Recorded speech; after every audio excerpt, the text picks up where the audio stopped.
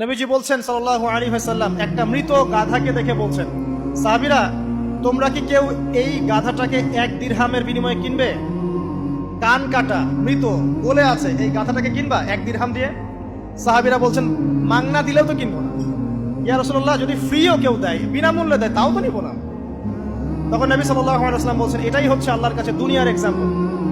ওই মৃত গাধা তোমাদের কাছে যতটা না ইম্পর্টেন্ট, যতটুকু মূল্য রাখে, আল্লাহর কাছে এই দুনিয়া তার চেয়েও কম মূল্য রাখে।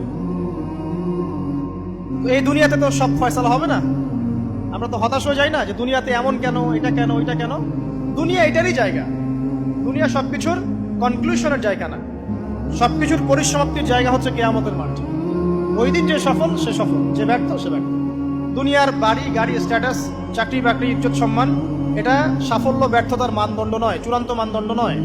চূড়ান্ত মানদণ্ড কি? ফামান যুহজিহা আনিন নার ওয়া উদখিলাল জান্নাহ ফাকাদ ফাজ। যাকে জাহান্নাম থেকে বাঁচানো হবে, জান্নাতে প্রবেশ করানো হবে, পুলসিরাত পার হতে পারবে, এই একমাত্র ব্যক্তি সফল। সাফল্যের সংজ্ঞাটা জেনে রাখবেন, তাহলে আপনি দুনিয়াতে হতাশ হবেন না ইনশাআল্লাহ। এবার কি হলো, যখন আদম আলাইহিস সালাম সমস্ত নাম শিক্ষা দেওয়া সমস্ত নাম বলে দিলেন, এখানে নাম মানে কিন্তু খালি নাম নয়, জ্ঞান বলে দিলেন, তখন আল্লাহ রাব্বুল আলামিন ফেরেশতাদেরকে বললেন, তোমরা সবাই এখন আদমকে সিজদা করো। ওয়া ইয কুলনা লিল মালাইকাতি ইসজুদু লি আদম।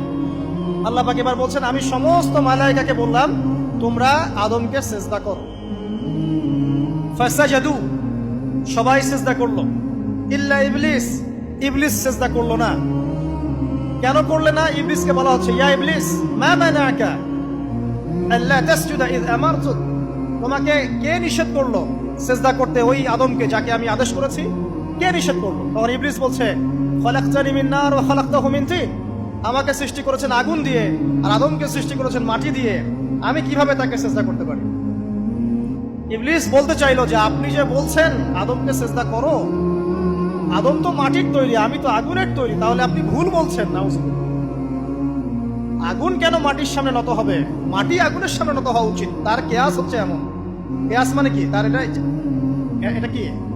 হ্যাঁ, তার এটা যুক্তি, তার এটা যুক্তি এবং দর্শন যে আমি কেন তাকে সিজদা করব?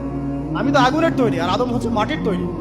তো খলাকতাহু মিন নার ওয়া খলাকতানি মিন তিন, খলাকতানি মিন নার ওয়া খলাকতাহু মিন তিন। আমাকে সৃষ্টি করেছেন আগুন দিয়ে, আদমকে সৃষ্টি করেছেন মাটি দিয়ে। আবা ওয়াস্তাকবারা, আল্লাহ পাক বলছেন সে উদ্ধত হলো এবং অহংকার প্রদর্শন করলো। আর আল্লাহ পাক অনেক কিছু মাফ করে দেন, কিছু কিছু বিষয় আল্লাহ পাক মোটেই পছন্দ করেন। তার মধ্যে একটা হচ্ছে অহংকার, তার মধ্যে একটা হচ্ছে শিরক।